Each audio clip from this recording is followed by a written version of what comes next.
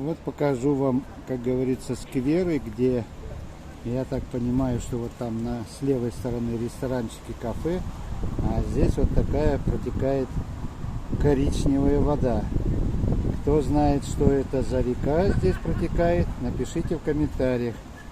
А здесь вот отдыхают и, когда хорошая погода, пьют пиво, кофе и так далее.